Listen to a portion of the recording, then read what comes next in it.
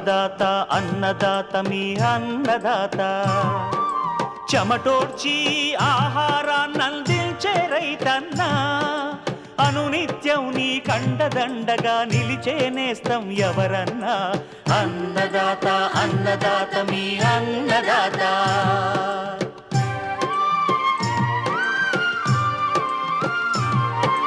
నూతన రీతుల సాగుబడికి నూరింతలు పెరిగే దిగుబడికి సూచనలిచ్చే సస్య రక్షణకు పశు పోషణకి శాస్త్ర విజ్ఞానం అందించి ముందుకు నడిపే తెలుగు రైతు భారతదేశానికి మకుటం అయ్యేలా తీర్చిదిద్దే ఆశయంతో మిమ్ము మేలు కొలిపేది అన్నదాత అన్నదాత అన్నదాత మీ అన్నదాత అన్నదాత అన్నదాత మీ అన్నదాత. అన్నదాత ప్రేక్షకులకు నమస్కారం. ఈనాటి ముఖ్యాంశాలు: వేసవి వేరుశనగ సాగులో యాజమాన్య పద్ధతులు, ట్రెల్లిస్ విధానంలో టమోటో సాగు, జామ దిగుబడులను నష్టపరుస్తున్న టీదోమ, పిండి నల్లి, తెల్లదోమ నివారణ, ఇంకా జై కిసాన్ వ్యవసాయ సమాచారం.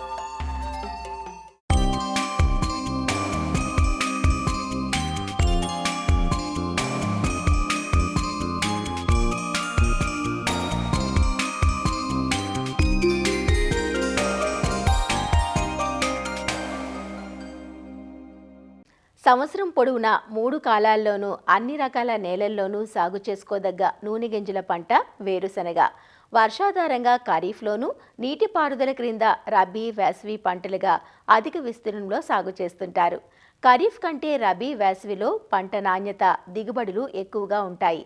తెలంగాణలో ఖరీఫ్ ప్రతి కంది పంటల అనంతరం వేసవి పంటగా వేరుశనగను జనవరి 2వ పక్షం నుండి ఫిబ్రవరి నెలాఖరు వరకు సాగు చేసుకునేందుకు అనువైన సమయం.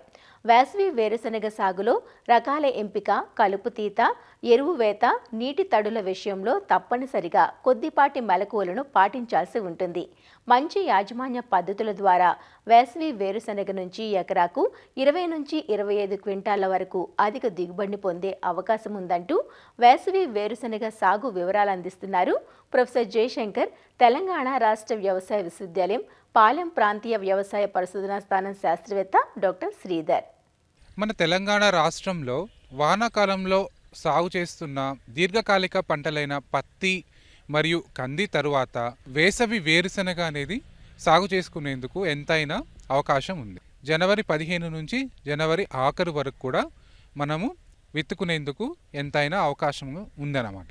మనకు అనుకూలమైన రకాలు గనక చూసినట్లయితే K6, K9, ధరణి మరియు విశిష్ట అంటే TCGS 1694 అనే రకం కూడా మనకు 110 రోజులలో పూర్తవుతుంది కాబట్టి సాగు చేసుకోవచ్చు. మనకు విత్తన మోతాదు గనక చూసినట్లయితే 60 నుంచి 80 కిలోల విత్తనాన్ని మనము 1 ఎకరానికి విత్తుకోవలసి ఉంటుంది. సో వేరుశనగలో విత్తన శుద్ధి చేసుకోవటానికి మనము 1 ml ఇమిడాక్లోప్రిడ్ని 7 ml నీటిలో కలిపి కిలో విత్తనానికి మనం పట్టించవలసి ఉంటుంది. దీని తర్వాత టెబుకొనజోల్ అని ఒక శిలీంద్రనాశినితోటి 1 గ్రాము 1 కిలో విత్తనానికి కలిపి మనం విత్తన శుద్ధి చేసుకున్నట్లయితే తొలి దశలో ఆశించే ఇటువంటి కుళ్ళు అన్నిటి కూడా మనము నివారించుకునేందుకు ఎంతైనా అవకాశం ఉంది. మనము మన పొలంలో గనక మొదటిసారి వేరుశనగ సాగును చేపట్టినట్లయితే మనము రైజోబియం అనే బ్యాక్టీరియాను కూడా మనము 200 గ్రాముల్ని మనము 1 ఎకరానికి సరిపోయే విత్తనానికి కలిపి పట్టించుకున్నట్లయితే గాలిలో ఉన్న నత్రజనిని స్థిరీకరించి మొక్కకు అందించడానికి అవకాశం ఉంటుంది. ఎంత దూరంలో విత్తుకోవాల్సి ఉంటుంది అంటే మనము సాలుకి మధ్య 22.5 సెంటీమీటర్లు మరియు మొక్కకి మధ్య 10 సెంటీమీటర్ల దూరంలో విత్తుకున్నట్లయితే వేరుశనగలో మనకు దిగుబడులు అనేవి బాగా ఉండటానికి అవకాశం ఉంటుంది.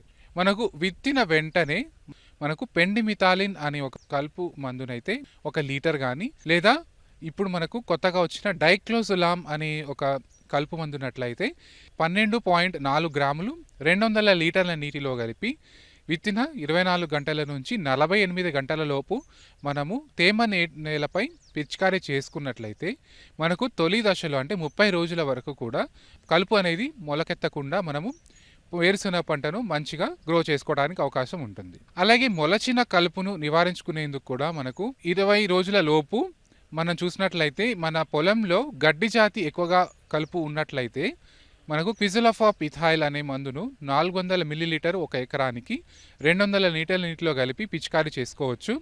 అలాగే వెడల్పాకు కలుపు ఎక్కువగా ఉన్నట్లయితే ఇమాజతపైర్ అనే మందును 300 మిల్లీలీటరు 200 లీటర్ల నీటిలో కలిపి పిచికారీ చేసుకున్నట్లయితే వెడల్పాకు కలుపును కూడా నివారించుకునేందుకు అవకాశం ఉంటుంది.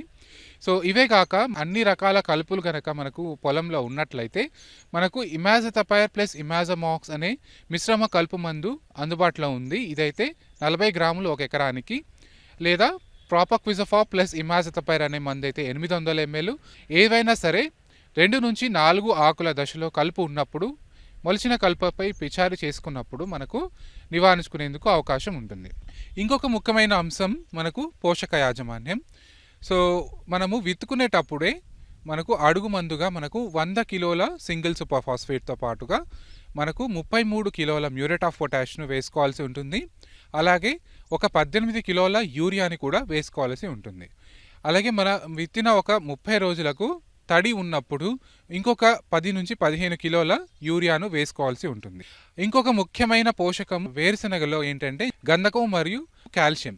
ఈ రెండు కూడా అందించడానికి 200 కిలోల జిప్సంను తొలిపూత దశలో ఊడలు దిగే ముందు ఒక ఎకరానికి వేసుకొని ఎగదోస్తే మనకు ఈ నేలలో గంధకము మరియు ఈ కాల్షియము మొక్కకి అంది ఆ మొత్తం కాయ కూడా నిండుగా నిండడానికి మరియు నూనె శాతం పెరగడానికి అవకాశం ఉంటుంది. సూక్ష్మ పోషక లోపాలు గనక మనము గమనించినట్లయితే ముఖ్యంగా ఐరన్ లోపం ఉన్నప్పుడు ఈ ఆకులన్నీ కూడా తెల్లగా పాలిపోవడానికి అవకాశం ఉంటుంది.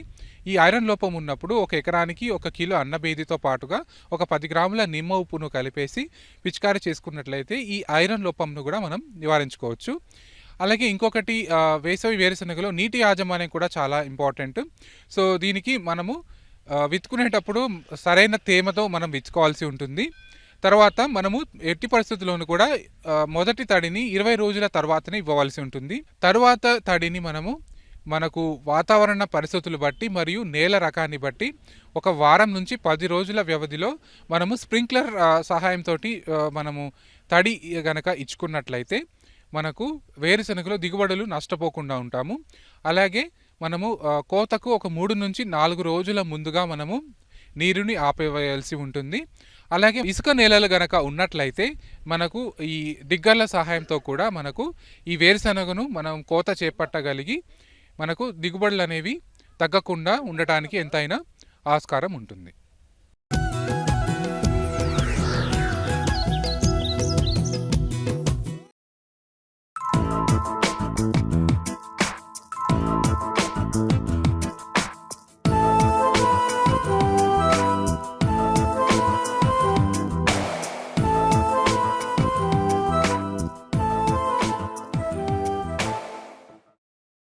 పెరటి మొక్కగా ఉన్న జామ నేడు వాణిజ్య రూపును సంతరించుకొని రైతుకు కాసుల ఫలాలను అందిస్తోంది. జాములో అందివస్తున్న నూతన రకాలు, సాంకేతిక పద్ధతులు కూడా సాగు విస్తీర్ణాన్ని పెంచుతున్నాయి.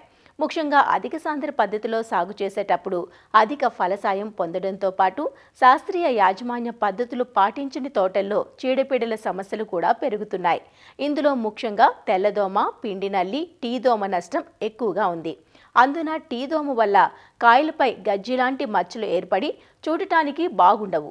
జామును నష్టపరుస్తున్న టీ దోమ, పిండి నల్లి, తెల్లదోమ పురుగుల లక్షణాలు, నివారణ గురించిన సూచనలు అందిస్తున్నారు శ్రీ కొండా లక్ష్మణ్ ఉద్యాన విశ్వవిద్యాలయం సంగారెడ్డి ఫల పరిశోధనా స్థానం శాస్త్రవేత్త డాక్టర్ మౌనిక. మనకి తెలంగాణ మరియు ఆంధ్ర ప్రాంతాలలో జామ అనేది మనకి కోతకొచ్చే కాలంలో ఉందండి. మనం ఈ మధ్య కాలంలో చూసుకున్నట్టయితే మనకి తెలంగాణ మరియు ఆంధ్రాలో ఈ మధ్య కాయల మీద మచ్చలు ఏర్పడడం వల్ల రైతులకి చాలా నష్టం కలుగుతుందండి. ఈ తెగుల్ని కనుక మనం గమనించినట్టయితే జామకాయలు ఎప్పుడైతే మనకి పక్వానికి కోతకి వస్తాయో ఆ సమయంలో మనము గోధుమ రంగు గుండ్రటి వలయాకారపు మచ్చల్లాగా మనం ఈ కాయల మీద గమనించడం జరుగుతుందండి. దీన్నే మనము గజ్జి మచ్చలు అని అంటాము. దీనికి 2 కారణాలు ఉన్నాయండి. మనము కాయ ఎప్పుడైతే మనకి పిందెలు కట్టడం మొదలు పెడుతుందో అప్పుడే మనకి జామలో టీ దోమ అనే పురుగు అత్యధికంగా ఈ మధ్య మనకి జామ తోటల్లో ఆశిస్తుందండి. ఈ టీ దోమ ఆశించినప్పుడు అది ఏం చేస్తుందంటే కాయలు చిన్న పరిమాణంలో మనకి కాయల మీద గీకి రసం పీల్చడం జరుగుతుందండి. ఆ పరిస్థితిలో మనం చూసుకున్నట్టయితే రైతుకి అప్పుడు ఎటువంటి మచ్చలు కానీ చిహ్నాలు కానీ మనకి జామకాయల మీద కనిపించవు. కానీ కాయలు ఎప్పుడైతే పెరిగి ఆల్మోస్ట్ పక్వానికి వస్తాయో అప్పుడు కనుక మనం గమనించినట్టయితే మన కాయల మీద మచ్చలు అనేవి ఈ మధ్య గమనించడం జరుగుతున్నది. కాయలు చిన్నగా ఉన్నప్పుడే గీకి రసం పీల్చడం వల్ల కాయల మీద అనేది దెబ్బ తగలడం జరుగుతోందండి. దీని ద్వారా మనకి ఏంటంటే ఈ గజ్జి తెగులు కలిగించే శిలీంధ్రాలు మన కాయ లోపలికి చొచ్చుకుపోయి ఈ గజ్జి మచ్చల వల్ల ఈ మధ్యకాలంలో రైతులకి బాగా నష్టం కలుగజేస్తుందండి. అదేవిధంగా మనం ఈ మచ్చలు అనేవి మనం తొలగించుకోలేమండి. కాబట్టి దీనికి ఎప్పుడైనా కూడా ఒక సమగ్రమైన సస్యరక్షణ చర్యలు అనేవి మనం తీసుకోవాల్సి ఉంటుంది. దీనికోసం ఏంటంటే ఎప్పుడైనా కూడా గజ్జి మచ్చలు ఉన్న కాయలు రైతులు తోటలో కనుక గమనించినట్టయితే కంపల్సరీగా చిన్నవైనా పెద్దవైనా అన్నీ అలా గజ్జి మచ్చలు ఉన్న కాయలన్నిటినీ తెంపేసి సేకరించి తోటకు బయట వేసేసి తగలబెట్టుకోవడం కానీ పూడ్చివేయడం అనేది చేయాలండి. అదేవిధంగా ఎప్పుడైతే మనకి ఇంకా మన తోటలో పూత కానీ మనకి చిన్న పిందెల దశలో ఇంకా జామకాయలు ఉన్నాయి అని మనం గమనించినట్టయితే కాయలు చిన్న పిందె దశలో ఉండంగానే మనము 2 రకాల మందులు కొట్టుకోవాలండి. ఒకటి వచ్చేసి పురుగు మందు, ఇంకోటి వచ్చేసి తెగులు మందు. అనగా మనము ఇమిడాక్లోప్రిడ్ అనే ద్రవణాన్ని 0.6 ml లీటర్ నీటికి చొప్పున కలుపుకోవచ్చండి. ఇది లేకపోతే ప్రొఫెనోఫాస్ అనే ద్రవణాన్ని 1.5 ml లీటర్ నీటికి కలుపుకుని పిచికారీ చేసుకోవాలండి. దీనితో పాటు మనకేంటంటే కార్బెండిజం ఇంకా మ్యాంకోజెబ్ కలిపిన ద్రవణం అనగా దీన్నే మనం వాడుక భాషలో రైతులు చాలామంది సాఫ్ అని పిలుచుకుంటారు. దీన్ని మనం ఏంటంటే 2 గ్రాములు లీటర్ నీటికి చొప్పున కలుపుకొని ఈ పురుగు మందు ఇంకా తెగులు మందు కలిపిన మిశ్రమం పిందెల పరిమాణంలో ఉన్నప్పుడే ఒక పిచికారీ చేసుకోవాలండి. అవసరాన్ని బట్టి ఒక 10 నుంచి 15 రోజుల వ్యవధిలో 2 నుంచి 3 పిచికారీలు చేసుకున్నట్టయితే గజ్జి తెగులు అనేది ముందస్తుగా రాకుండానే మనం చెట్లను కాపాడుకోవచ్చు. అదేవిధంగా ఇంకో ముఖ్యమైన విషయాన్ని గుర్తుపెట్టుకోవాలండి. కాయలు ఎప్పుడైనా కూడా పక్వానికి వచ్చిన తర్వాత 30 రోజుల ముందు నుంచి మన పిచికారీలు అనేవి ఆపేసుకోవాలి. జామలో మనం చూసుకున్నట్టయితే 2 అత్యధికంగా రసం పీల్చే పురుగులు మనం గమనించడం జరుగుతుందండి. ఒకటి వచ్చేసి తెల్ల సుడిదోమ. ఇది మన ఆకుల కింద భాగంలో మనకి ఏంటంటే గుడ్లని గుండ్రాకారంలో పెట్టుకుంటూ వచ్చి గుడ్ల నుంచి మనకి తల్లి పురుగులు అనేవి పుట్టి అవి ఆకులను గీకి రసం పీల్చడం అనేది జరుగుతుందండి. అదే రకంగా మనము పిండి నల్లి అనేది కూడా మనకేంటంటే కాయల మీద కానీ లేత చిగురు మీద కానీ లేత ఆకుల మీద కూడా మనం ఆకర్షితం అవ్వడం చూస్తూ ఉంటాము. ఇది కూడా మనకేంటంటే ఆకుల మించి కానీ పూరెమ్మల మించి కానీ గీకి రసం పీల్చడం జరుగుతుందండి. మనకి ఈ రసం పీల్చే పురుగులు మనకి గీకి రసం పీల్చినప్పుడు తేనె వంటి వర్ణాన్ని మనకి ఆకుల మీద కానీ పూరెమ్మల మీద కానీ విసర్జించడం జరుగుతుందండి. దీని విధంగా మనకేమవుతుందంటే ఈ విసర్జించిన పదార్థం మీద మనకి మసిమంగ అనేది ఏర్పడి మన ఆకులు మొత్తం కూడా నల్లగా మసిపట్టినట్టుగా అనిపిస్తాయి. ఆకుల మీద ఈ నల్లటి పదార్థం ఉండడం వల్ల సూర్యరశ్మి సరిగ్గా తీసుకోలేకపోయి మనకి కాతా పూత అనేది బాగా తగ్గుతుందండి. కనుక రైతులు కంపల్సరీగా ఈ రసం పీల్చే పురుగులను కనుక మనం గమనించినట్లయితే మన అసిఫేట్ అనే ద్రవణం 1.5 గ్రాము లీటర్ నీటికి చొప్పున కలుపుకొని పిచికారీ చేసుకుంటే ఈ పిండి నల్లిని కానీ ఈ తెల్ల సుడిదోమను కానీ మనం నివారించుకోవచ్చండి. అదేవిధంగా మనకి ఈ మసిమంగ అనేది ఒకవేళ అత్యధికంగా ఉంది మన ఆకుల మీద చెట్టు మొత్తం నల్లగా అయిపోయినట్టు అనిపించినట్లయితే మనము గంజి ద్రవణం అదే మన ఏదైతే మనం బట్టలకు పెట్టుకునే గంజి ద్రవణం ఉంటుందో అదొక 2% నీటిలో కలుపుకొని మనం పిచికారీ చేసుకున్నట్లయితే ఏమవుతుందంటే ఈ గంజి వల్ల ఈ మసిమంగ అనే శిలీంధ్రం మనకి ఆ గంజి ద్రవణంతో పాటు విరిగిపోయి మొత్తం మన ఆకుల నుంచి కిందకి రాలిపోతుంది. అదేవిధంగా ఒకవేళ మనకి వర్షపాతం ఉంటే కనుక మనకి ఈ మసిమంగ అనేది న్యాచురల్గానే నివారించుకోవచ్చండి.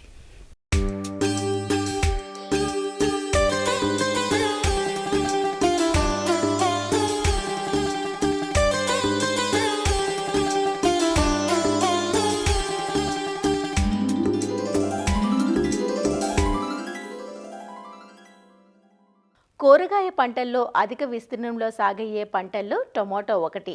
టొమాటోను రైతులు ఏడాది పొడవునా సాగు చేస్తుంటారు. ఒక సీజన్లో ధరలు పతనమై నష్టాలను మిగిల్చిన తరువాతి సీజన్లోనైనా ధర కలిసి వస్తుందనే ఆశ రైతులను సాగు దిశగా నడిపిస్తోంది.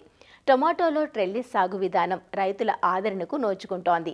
సాధారణ పద్ధతిలో కొమ్మలు క్రిందకు వాలిపోయి కాయలు నేలను తాకడం వల్ల కాయల్లో పగుళ్లు ఏర్పడటం, కాయకుళ్ళు, మొదలు కుళ్ళు వంటి తెగుళ్లు ఆశించడం వంటి నష్టాలు జరుగుతూ ఉంటాయి.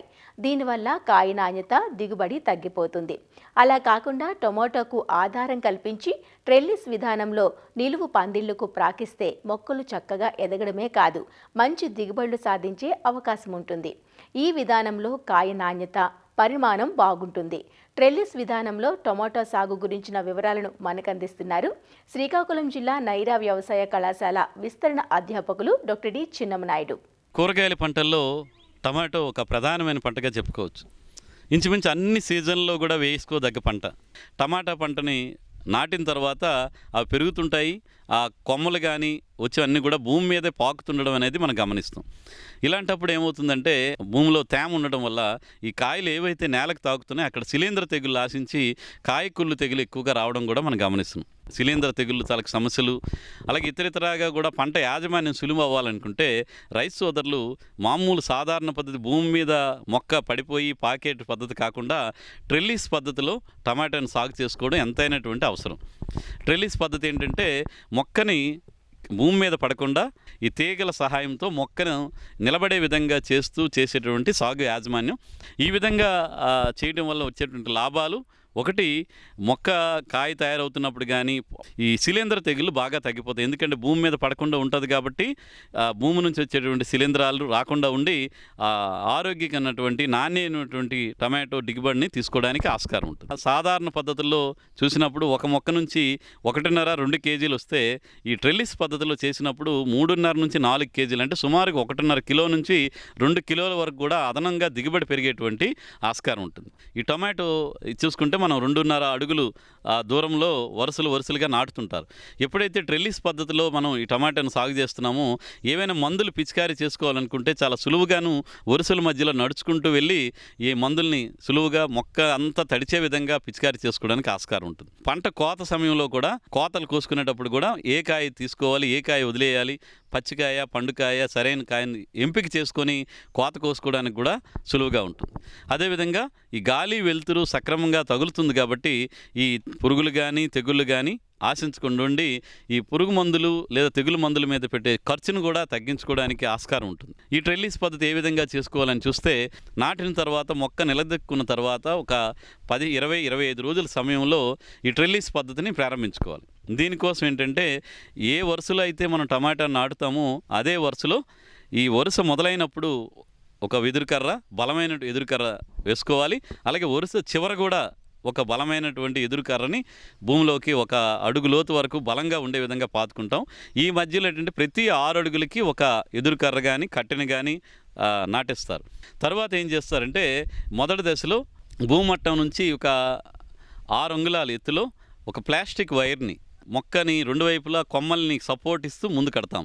తర్వాత ఏం చేస్తామంటే ఈ కొయ్యలన్నిటికి కూడా ఈ జిఏ వైర్, కొంచెం బలంగా ఉండేటువంటి జిఏ వైరు ఒక 4.5 నుంచి 5 అడుగుల ఎత్తులో మొదటి కట్టెకు చివరి కట్టెకి కలుపుకుంటూ మధ్యలో ఉన్నటువంటి కట్టెలను కలుపుతూ జిఏ వైర్ కట్టేస్తాం. కట్టిన తర్వాత ఈ మొక్క పెరుగుతున్నటువంటి ఏదైతే మొక్క పెరుగుతుందో దాని తల కొమ్మలు పెరుగుతున్నటువంటి పొడవుగా ఉండే కొమ్మల్ని పురుకొస సహాయంతో వాటిని ముడిచేసి ఈ పైన కట్టినటువంటి తీగ కట్టుకుంటూ వెళ్తాం. ఇలాగ ఈ విధంగా కొమ్మ పెరుగుతున్న కొద్దీ కొత్తగా పురుతాలతో ఈ కొమ్మల్ని ఏ కొమ్మ అయితే బలంగా ఉంటుందో ఆ కొమ్మలన్నింటినీ కూడా పైకి కట్టుకుంటూ వెళ్ళిపోతాం. ఈ విధంగా చేయడాన్నే మనం ట్రెల్లిస్ పద్ధతి అంటాం. కాబట్టి ఈ విధంగా చేసుకోవడానికి మనకి కట్టెల ఖర్చు, అలాగే తీగ ఖర్చు, పురుకోస ఖర్చు మొదట్లో కొంచెం ఎక్కువ ఉంటుంది. కాకపోతే ఖర్చుతో చూసుకుంటే దిగుబడి పరంగా మనకి నాణ్యత పరంగా కానీ మార్కెట్లో వచ్చే ధరల పరంగా చూస్తే ఒక మొక్కకి ఈ ట్రెల్లిస్ కట్టడానికి ₹1.5 నుంచి ₹2 ఖర్చు అవుతుంది ఎక్స్ట్రా. మిగతా యాజమాన్య పద్ధతులతో చూసుకుంటే ఈ ట్రెల్లిస్ కోసం ఒక ₹2 అదనంగా మనం ఖర్చు పెట్టాలి. కానీ దిగుబడి పరంగా మనకి 1.5 నుంచి 2 కిలోలు అంటే తక్కువగా మనకి కిలో ₹8, ₹10 వేసుకున్నా కానీ ఒక మొక్క నుంచి మనకి ₹20 వచ్చేటువంటి అవకాశం ఉంటుంది. ఈ విధంగా దిగుబడి పెరగడానికి ఈ ట్రెల్లిస్ పద్ధతి ఉపయోగపడుతుంది. కాబట్టి మొదట్లో ఖర్చులు ఉన్నా కానీ మనకి చివరిలో నికరాదాయం పెరిగేటువంటి పద్ధతి కాబట్టి ఈ ట్రెల్లిస్ పద్ధతిని రైతు సోదరులు తప్పనిసరిగా పాటించాలి. అదేవిధంగా ఈ కట్టెలు భూమిలో పాతేటువంటి భాగం ఏదైతుందో దానికి బ్లాక్ తారు ఉంటుంది కదా, అది కనుక పూసి కనుక మనం భూమిలో నాటితే చెదలు పట్టకుండా ఉండి తదుపరి కూడా 1 సంవత్సరం కాకుండా 3-4 సీజన్లో కూడా అవి ఉపయోగించుకోవడానికి ఆస్కారం ఉంటుంది. కాబట్టి ఈ రైతు సోదరులు ఈ ట్రెల్లిస్ పద్ధతిని చేసేటప్పుడు ఈ జాగ్రత్తలు తీసుకోవచ్చు.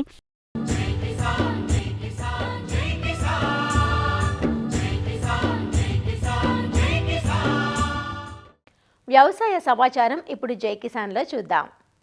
కేంద్ర ప్రభుత్వం సిగరెట్లపై ఎక్సైజ్ డ్యూటీని అమాంతం పెంచడంపై పొగాకు రైతులు ఆందోళన వ్యక్తం చేస్తున్నారు. సిగరెట్ల పొడవు ఆధారంగా సుంకాలను నిర్ణయించారు. ఈ పెంపు 1000 సిగరెట్లకు 2000 రూపాయల నుంచి 8500 రూపాయల వరకు ఉంటుంది. పెంచిన సుంకాలు ఈ ఏడాది ఫిబ్రవరి 1వ తేదీ నుంచి అమల్లోకొస్తాయి. ఈ పరిణామం పొగాకు రైతులకు తీరని నష్టం వాటిల్లుతుందని, ధరలు తగ్గిపోవడంతో పాటు అక్రమంగా నకిలీ సిగరెట్లు రంగప్రవేశం చేయటం లాంటి కొత్త సమస్యలు ఉత్పన్నమవుతాయని పొగాకు రైతులు ఆందోళన చెందుతున్నారు. గతంలోనూ ఇలాంటి పెంపు కారణంగా ప్రతికూల పరిస్థితులు ఏర్పడ్డాయని వారు గుర్తు చేస్తున్నారు. ఎక్సైజ్ డ్యూటీ పెంపును తక్షణమే తగ్గించాలని వారు డిమాండ్ చేస్తూ పొగాకు బోర్డు చైర్మన్ ఉన్నతాధికారులకు సమస్యను వివరించారు. గత సంవత్సరం GST 2.0 అనౌన్స్ చేసిన సందర్భంలో ప్రభుత్వం వారు పొగాకు ఉత్పత్తులపై రెవెన్యూ న్యూట్రాలిటీ కంటిన్యూ చేస్తామని, అదనపు సుంకాలు ఉండబోవని చెప్పి సంకేతాలు ఇవ్వడం జరిగింది. కానీ అనూహ్యంగా డిసెంబర్ 30వ తేదీ రేపు ఫిబ్రవరి నుంచి 20 నుంచి 28% ట్యాక్స్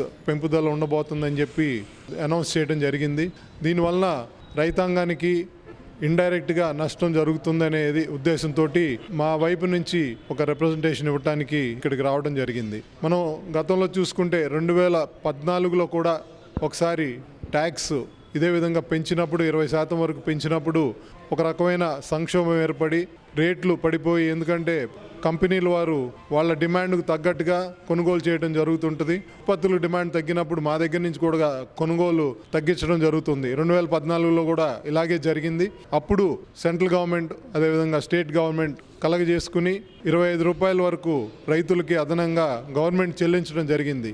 ఇప్పుడున్న పరిస్థితుల్లో అదే విధంగా పెంపుదల జరిగితే ఇప్పుడున్న కాస్ట్ ఆఫ్ కల్టివేషన్ ప్రకారం కనీసం 60-70 రూపాయలు ప్రభుత్వం నుంచి ఇవ్వాల్సిన పరిస్థితి ఏర్పడుతుంది. పొగాకు ఉత్పత్తులు ఎక్స్పోర్ట్ పైన చాలా ఆధారపడి ఉన్నాయి.